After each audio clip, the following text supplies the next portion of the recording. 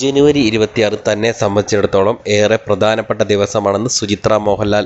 തൻ്റെ അച്ഛൻ്റെയും അമ്മയുടെയും വിവാഹ വാർഷിക ദിനമായ അതേ ദിവസമാണ് ആശീർവാദ് സിനിമാസിൻ്റെ ആദ്യ ചിത്രം നരസിംഹം റിലീസ് ചെയ്തതെന്ന് സുചിത്ര പറയുന്നു. എമ്പുരാൻ റിലീസ് ചെയ്യുന്ന അതേ ദിവസമാണ് തൻ്റെ മകൾ മായയുടെ പിറന്നാളെന്നും സുചിത്ര പറഞ്ഞു. എമ്പുരാൻ സിനിമയുടെ ടീസർ റിലീസ് ചടങ്ങിൽ സംസാരിക്കുകയായിരുന്നു സുചിത്ര. പൊതുവെ ഞാനിങ്ങനെയുള്ള ചടങ്ങുകൾക്ക് വരാറില്ല. അതിന് കാരണം തന്നെ സ്റ്റേജിൽ കയറി സംസാരിക്കുവാനുള്ള താല്പര്യമില്ലാത്തത് കൊണ്ടാണ്. ഇനി വരുന്ന ചടങ്ങുകളിൽ എന്നെ വേദിയിലേക്ക് വിളിക്കരുതെന്ന് ആൻ്റണിയോട് പ്രത്യേകം പറയും. പക്ഷേ ഇവിടെ എത്തുമ്പോൾ സ്ഥിതി മാറും. 2-3 തവണ ഇങ്ങനെ ആയതുകൊണ്ട് ഞാൻ തന്നെ അതിന് തയ്യാറെടുത്ത് വരേണ്ടതായിരുന്നു. പക്ഷേ അത് നടന്നില്ല. 26 ജനുവരി എന്നെ സംബന്ധിച്ചിടത്തോളം പ്രധാനപ്പെട്ട ദിവസമാണ്. ജനുവരി 26-നായിരുന്നു സിനിമാ നിർമ്മാതാവ് ആയിരുന്ന തൻ്റെ പിതാവ് സിനിമകൾ ഇറക്കിക്കൊണ്ടിരുന്നത്.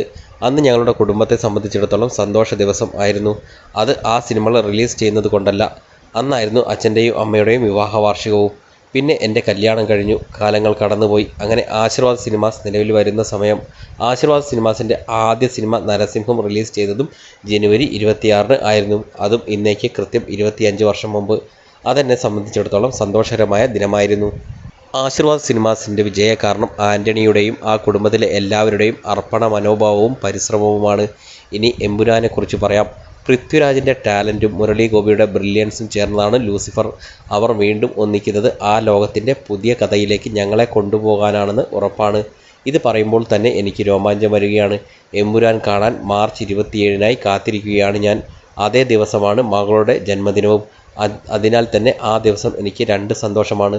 സുചിത്രയുടെ വാക്കുകൾ ഇങ്ങനെയായിരുന്നു.